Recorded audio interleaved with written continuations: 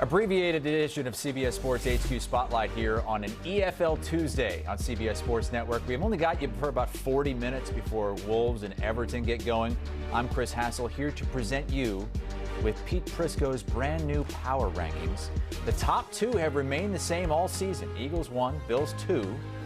Those teams unbeaten through the first 3 weeks, but the Chiefs and Ravens were in the top 5 to start the season. They are no longer in the top 10.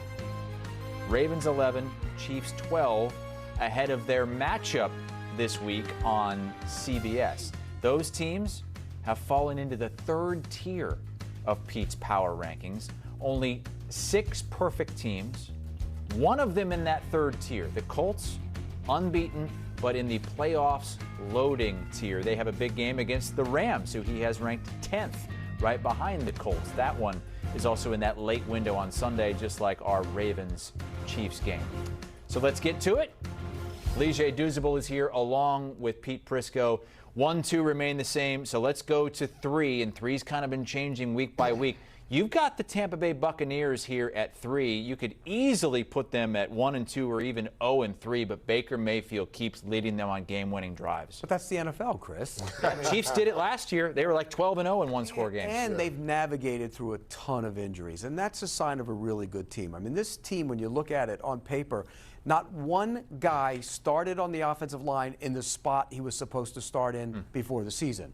2 guards made their first NFL start on Sunday. Now, they had a lot of holding penalties, but they found a way to win that game, and that's Baker Mayfield. The team, he carries that team, and what he does at the end of the games, they kind of rally around him. They look to him, and they say, okay, we're going to go, and he goes, and he made the plays. I love what this team does. When you look at it from top to bottom, are they what I thought they would be before the season? No, because of the injuries. But they'll get guys back. Wirfs might be back soon.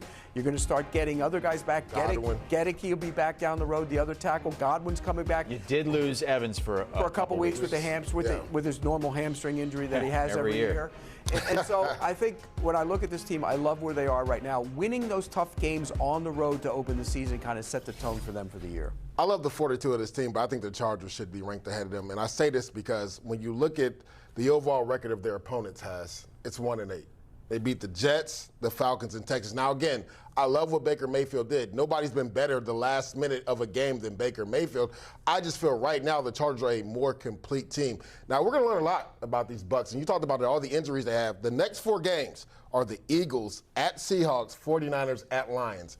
That is a gauntlet. Like, all of those teams are playoff caliber teams right now and were last year. So we'll learn a lot about the Bucs. I love what I've seen from Baker Mayfield, but will the injury bug get them? That is the big question going in these next 4 games. By the way, the Chargers have beaten 3 teams that have 3 wins between them, in case you're wondering. Yeah, but 1 and 3 is totally different. Yeah. And you used that as far as putting the Colts down at 9. Correct. You said that their combined record of their opponents is 1 No, I know, 8. but it's not like the Chargers have beaten teams with great records either. But you can't have the Colts outside the top 10 and not have the Bucs in the same parameter, because their combined record versus their win, the teams that they beat, are 1 and 8. They've been beating bad teams.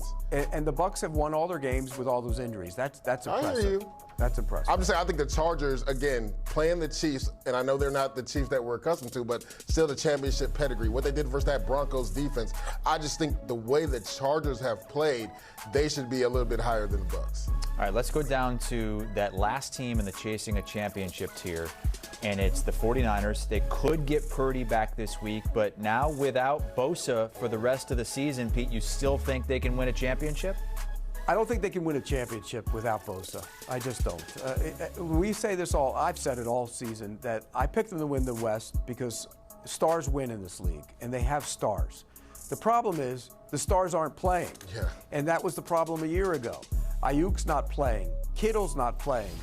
Nick Bosa's out for the year. Purdy's not playing. I mean, you add those guys up. They have 6 high-priced stars. Purdy, Trent Williams, Kittle, Bosa, McCaffrey, and Fred Warner. Yeah. Those are your 6. And I'm not even counting Ayuk, and he's one of them, but he's not really a star. 6 of those guys. Well, 2 of them are down, and 3 of them might be down if Brock Purdy's not playing. Correct. So you can't handle those injuries. It's so hard to overcome them. As great as a coach as Kyle Shanahan is, he can scheme things up. But if you don't have those guys on the field, I don't think this team can win a championship, maybe not even win the West now. Yeah, it's interesting, right, because they've won 2 of their first 3 games on the defensive back of their pass rush, right? Bryce Huff did it versus the Saints. Week before that, it was Nick Bosa closing out the game versus Seattle Seahawks.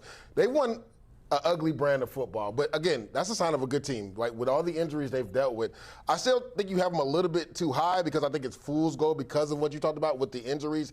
And then even with guys coming back, like the biggest thing that concerned me, and I talked to you about this in the offseason, Pete, was the lack of depth on the O-line. They have not been able to run the football, and that's their brand. Like Christian McCaffrey doesn't look as explosive as he was, and he had some but he had concentration drops last week as well that were big in that game as well. So, like, is he truly all the way back? Will the offensive line be able to move people in the run game? Because Kyle sets everything up based off the run game, and they've not been able to run the ball this year. And in a really good division, too. Everybody is 2-1 or better. They're 3-0, but only a one-game lead on the rest of that division. They beat 2 of those teams. Which is good. They're up 2-0 in the division. Got to play them again, though. Let's move on to the Baltimore Ravens at number 11. They're falling out of that chasing a championship tier.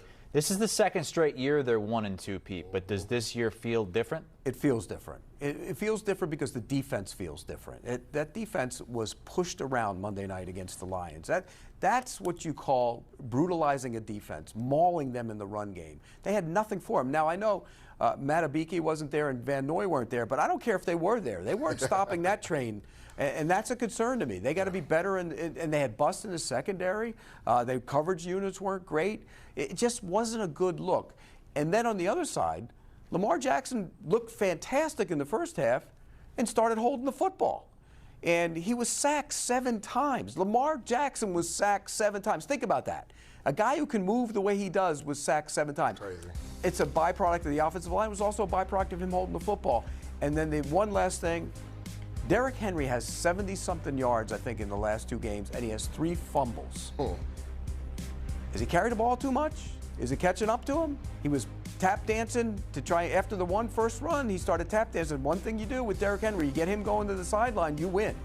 And so I'm concerned about them as a group right now across the board. I will say this, to Hazard's point, this is who they've been the last couple of years. Last year, instead of the run defense, it was the pass defense. It was atrocious until they moved Kyle Hamilton to free safety, and then he became the communicator, and they played significantly better. You see it right here. Weeks 1 through 12, right, they were giving up almost 25 points a game. Weeks 11 through 18, they were the #1 defense in football. Look at the pass yards. They were last in the NFL, and then they made that change to Kyle Hamilton and the switch. So, to me, this is what the Ravens have been. Like, they kind of play with their food. Now, there is some concerns because anytime you get bludgeoned in the run game, that's a physicality thing. That's a mentality thing. And that's synonymous with the Ravens. They're supposed to be Raven tough. Like, they don't get brutalized in the run game. To your point, whether Kyle Van Noy was there or Matabika, they would have got bludgeoned in that run game. I love what I saw from the Lions, especially their interior 3 guys, because there were question marks about them. The Derrick Henry thing is a concern for me. To Pete's point, me and Rand Carthen were texting last night, and when you look at it, 2 of his 3 fumbles came in the 4th quarter running to the left. So does he have ball security issues with his left hand? That's the thing that is concerning. And then also, I've talked to multiple running backs. It becomes a mental thing, Pete. You talked about he was kind of tiptoeing after that fumble, and even in the goal line scenario, it seems like he was thinking about protecting the football instead of running full steam ahead downhill. So that's something I'm going to be watching because this Ravens team is based off the run game and heavy play action pass and then getting Zay Flowers down the middle of the field. If they're not able to run effectively, this could spell trouble for the Ravens. But I want to see how Derrick Henry handles this adversity of fumbling the football. People call me the running back hater, but I'm a running back realist. Saquon Barkley had a ton of carries last year, and he's averaging 3.3 per rush. Derrick Henry had a ton of carries last year, and he's got 70 yards in the last. Take away the Buffalo game, and he's been a major disappointment. He's had 70 yards in the last 2 games and 3 fumbles. So, you know, that's what happens to running backs. They get worn down. It's going to happen at some point. Jonathan Taylor ain't having that issue. He's not their age yet, is he? He hadn't had that many carries. He didn't have that many carries last year. He didn't have 350 carries. I think he was close. He was number 3 in rush yards. Yeah, I don't think he had 350 carries though. But I think you got to watch the wear and tear on the backs. Eventually, they wear down, and I hope that's not the case because we love watching these guys play. So we hope that's not the case. 303 carries, by the way, for Jonathan Taylor. Yeah, so he was up there. It's not 350. Yeah, 300 though. 350 is a magic number. So a lot of concerns about the Ravens, yet they are still a spot above the Chiefs. You actually bump the Chiefs back. despite winning their first game of the year. And obviously Chiefs and Ravens play each other this week in Kansas City. Yeah, well, the Chiefs didn't look good on Sunday night. Russell Wilson donated the game to him. I mean, he's so bad. They did not look good. They don't have any juice on offense at all. Nothing. Patrick Mahomes isn't making a play, getting outside the pocket. They have problems. I will say the defense the last couple weeks has looked good. Yeah. But you got to put the asterisk next to it because you played Russell Wilson. So you don't know how good they really are. I think they're getting better on that side of the ball. I'm still majorly concerned about this offense. The offensive line, which we thought would be significantly better, has not been. And the interior, by the way, hasn't been great. With all, they must not be able to practice as well with all that money in their pockets. I mean, those guys haven't been as good. So they need to pick it up across the board on the offensive line, and I think defensively they're getting better, starting to really feel their way on that side of the ball. Pete, I'm proud of you, man, because me and Haas gave you flack last week because you remember he moved the Lions down after a win, and this week he moved the Chiefs down. So I will say, same parameters, right? The Chiefs didn't look good at all. And me and Rand Carthen talked about this yesterday. Like, it looks like it's so hard for them on offense. Like, everything they get, it's like pulling teeth for them to pick up first downs. To Pete's point, it's either the best offensive weapon is Patrick Mahomes getting out the side of the pocket and scrambling. Like 2 of the first 3 weeks, he leads them in rushing. Like, that's not a good look. Now, Tyquan Thornton is starting to come alive, but you're right. They don't have the weaponry on offense. The only time they looked like the Chiefs was the first drive coming out in the third quarter. The balance was there. Isaiah Pacheco ran the ball well. Mahomes didn't hold the ball. He got it out of his hands. And then after that, it just went away again. And it seemed like Patrick Mahomes was flag hunting with Tyquan Thornton, trying to throw the ball down the field, getting outside the pocket. So it'll be interesting this week because the Ravens and the Chiefs, and I think me and Pete were just talking about the Chiefs need this game more than the Ravens because I believe the Ravens can catch the Steelers. But if you're the Chiefs and the way that the Chargers are playing, if you lose this game, I don't know how they climb out of this hole and win the division. The loser of this game can say bye-bye to any chance of hosting the AFC Championship game. That'll be out the window. And the Chargers favored to win, playing the Giants this week, and a rookie quarterback, Jackson Dart, making his first start. So Ravens, Chiefs, side by side in the rankings, not where we expected them to be at this point in the season, not even in the top 10. To the middle tiers of Pete Prisco's power rankings. Give us the I don't know Jim tier, Pete. You give it. I do it every week. You're good at it. I don't know, Jim. It's more like, I don't know, Jim. There you go. There we go. Broncos are in there. Cardinals are in there. Seahawks. Cardinals and Seahawks play this week. And then there's the Jeff Fisher mid-tier, and the Bengals have fallen into there after their worst loss in franchise history. Let's start with the Broncos at 14 here. And, Pete, I was reading your initial power rankings for the season right after week 1. Broncos won. Yeah. He had them at 10. But Pete said, is this the start of a potential sophomore slump for Bo Nix? So even in victory, you said that, and now back-to-back losses. And he's just not playing very well. And they schemed open a bunch of stuff for him the other day, and wide open, and he missed them. He's got to hit those throws. He's just not playing with confidence. I can tell Sean Payton's getting frustrated with him. And at some point, you got to start making throws to those receivers who are wide open and turn them into big plays. If he does that last week, they probably win that game. And we're talking about the Broncos being back and the Chargers now being, the team that we're worried about. So I do think he's got to play better. I think defensively they've had some lapses too. You saw the Colts game. They had problems against the Colts. They weren't great last week. They were better, but they weren't great. So the defense we said going into the season was going to be one of the best in the league. It hadn't been one of the best in the league. So they have to play better on that side of the ball as well. I think it's been a combination of the struggles of Bo Nix and, like you said, no continuity on offense. Like that week 1 versus the Titans, he was awful in that game, and the defense was out there the entire time. Now, I thought the way that the defensive line showed up more specifically for the Broncos proved that they were one of the best defenses in football. Now, obviously, Justin Herbert played like Superman in the second half, and him and Keenan Allen both put the cape on, and they won that game. But to your point, Pete, things were schemed up. 4th and 2, fake toss, you run the over route for Cortland Sutton. He hits him for a touchdown. There were 3 other passes where guys were open by 5 yards. Marvin Mims is one of the fastest guys in the NFL. I didn't think you could overthrow him. I didn't even know Bo Nix had an arm like that to overthrow him.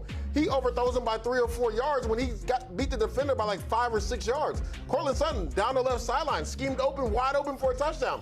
Overthrows him, and he's like 6'5". How do you overthrow a 6'5" receiver? Like, those are the plays you have to make. To Pete's point, if you just connect on 2 of those, you probably win the game by at least 10 points versus the Chargers this and past Troy week. Franklin dropped one in the end zone. That would have been a touchdown. But that's consistently what Bo Nix has struggled with this year. The deep pass down the field when guys are open, he's overshot him. He's overshot Marvin Mims. I can count 5 times.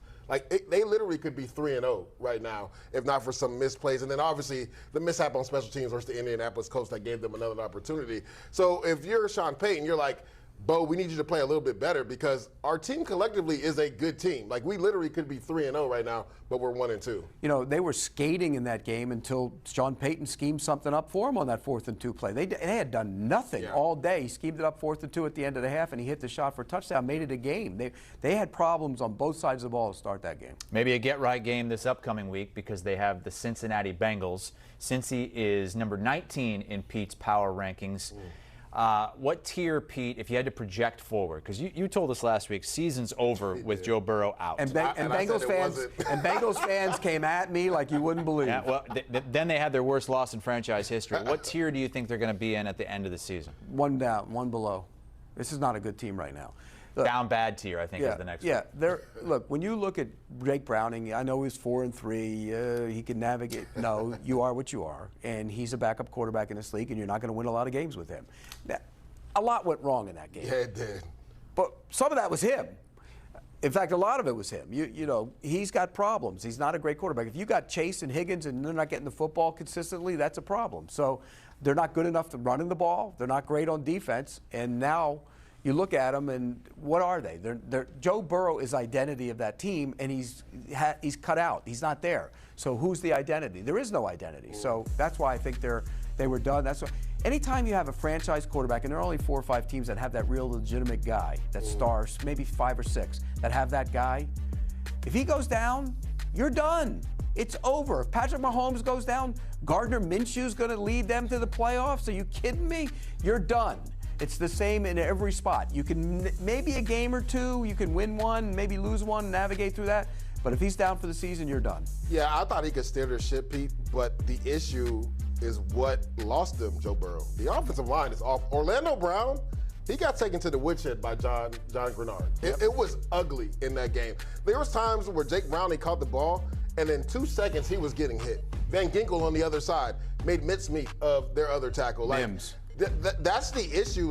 The reason Joe Burrow got hurt was because of the offensive line. So even with Jake Browning coming in, that didn't change. They kept the same starting 5 up front. So to me, I didn't process that, and I apologize. I should have processed that because the reason why they're in this scenario is because of the offensive line. It has not been good. Yes, you can have all the weaponry you want on the outside, and yes, Joe Burrow, he was able to overcome some of those deficiencies because he has great pocket presence. But if you're Jake Browning and you're just getting blitzkrieged by Brian Flores, it's like, what am I supposed to do? Now, again, an errant throw when he's rolling to his right, trying to throw in the middle of the field, gets tipped up in the air by Van Ginkel. Isaiah Rodgers returns it, but you can't fumble 4 times and think you're going to win a football game. That's not going to happen. So until they fix the offensive line woes, are able to run the football and don't turn it over, they have no shot. You were right, though. You said you'd steer the ship. He steered it right into an iceberg like the Titanic. Goodness.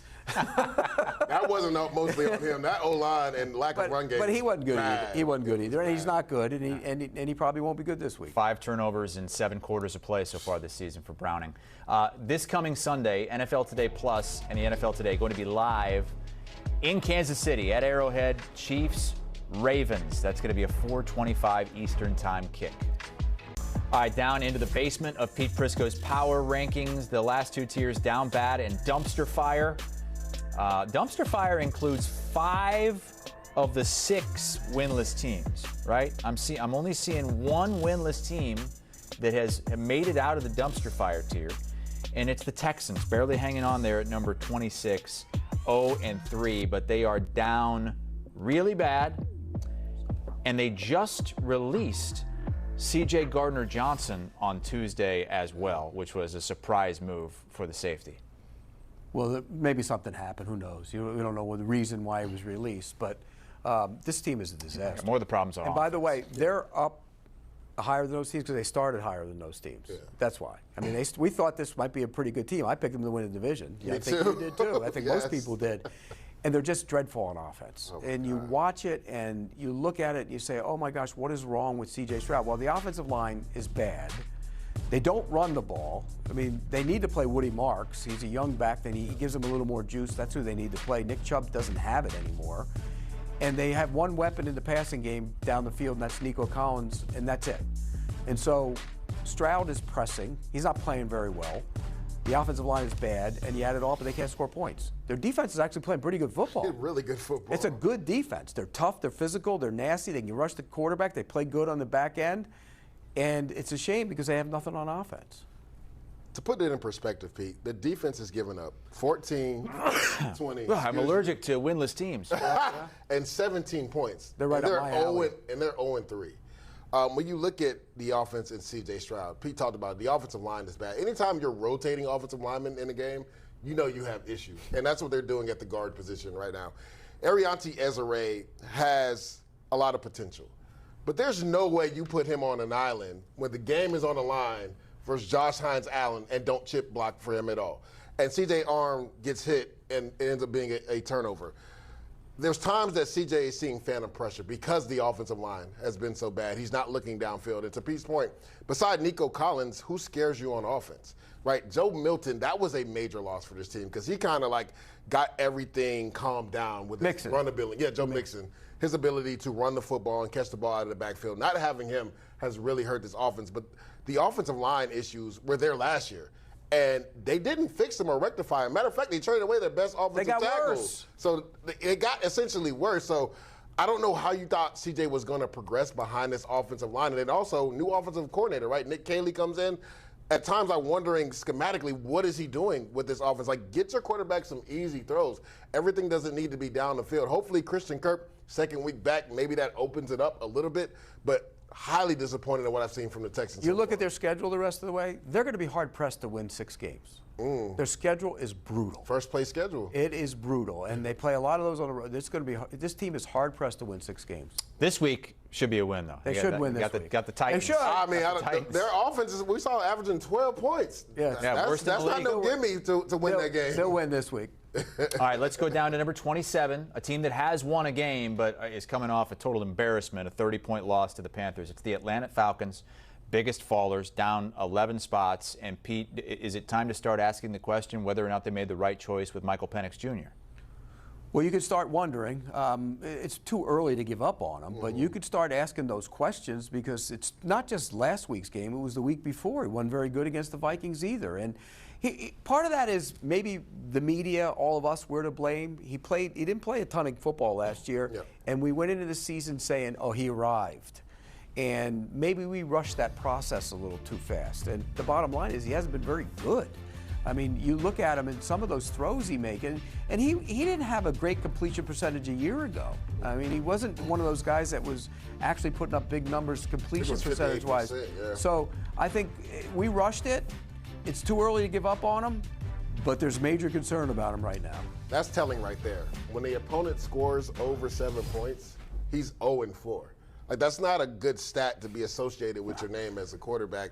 And to Pete's point, going back and watching the tape, so many times he was overthrowing the ball. Like the first half, the ball was high. It sailed on him, right?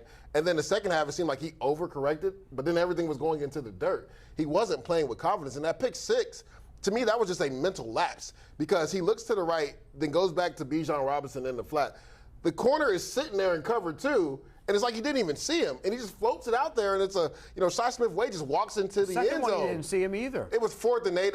I don't give him as much because the receiver fell down on that one too. It was 4th and 8. You were already down by like 25. But but you don't give him an easy setup. Correct. The thing is, he's not playing with confidence right now. And the one thing I don't understand is why they cut or fired the receivers coach. What does he have to do with anything? Are you saying the receivers are to blame for this? Because when I watched the tape, Penix, again, was high with the football, and he was extremely low with the football. The routes are there. Players are open. And, Darnell Mooney had a drop or 2 there, but Michael Penix has to play better than that. All right, let's go down to the dumpster fire tier, New York Giants. But maybe Jackson Dart can bring him out of there. He's getting his first start this week against the 3-0 Chargers. Can't be any worse than it's been. The bottom line is what we saw from Russell Wilson. He was terrible in week 1. He played a 7-on-7 game against the Cowboys in week 2 and put up big numbers. And then he was terrible last week, like I said earlier. He threw more passes to the goalpost than he did to Malik Neighbors, and that's a problem. So he had to sit down. It's the right move. I'm all for it. Jackson Dart's not going to go in and light it up against the Chargers, but it's the right thing to do. Without a doubt, me and Peter both been on this train, actually since preseason, because I saw the progression from him. Like when he was at Ole Miss, only half field progressions. He did full field progressions with the Giants and looked really good throughout preseason. So I was like, I love the development. If there's an opportunity, see what the kid has, right? This coaching staff, the ownership already came out and said, I better be in a better mood this time this year than I was at the end of last season. So we've seen what the offense looks like with Russell Wilson. Pete's point, they struggled week 1. Week 2, he played the best or the worst secondary in football, and he lit them up. And then week 3, you're in the red zone, 1st and 4. 3 of your passes can't go out of bounds, especially on 4th down. Like, give somebody an opportunity. He threw it in the tunnel, literally in the tunnel. It almost looked defiant when he did it. Like I'm not going to play next week, so then you're going to go out with this. And then we saw how Malik Neighbors was looking on the sideline. So if you're Brian Daboll, you know the pulse of your locker room. He was like, after that series, there's no way we can't go with the young guy, and I think it's the right move. By the way, this move might save Daboll's job, because if Dart plays well or decently, even if they don't win a ton of games the rest of the way, they might be more apt to say, let's not make a change at the coach, because we're going to have him learn an entirely new system. And to your point, he's never had the opportunity to pick his first-round quarterback. Remember, Daniel Jones was given to him. This was the first time he's able to do that and develop that guy. So to Pete's point, if he looks competent at quarterback, this might save the whole coaching staff's job. It probably won't save the GM's job, but it'll save the coaching staff job. And then next week it's the Saints. So I mean, if you can at least be decent this week, even if you don't win one next you've week, got an opportunity, potentially win one against the Saints. Although that is on the road. Pete Prisco's Power Rankings can be found at CBSSports.com. It's a full article, breaks down every single ranking.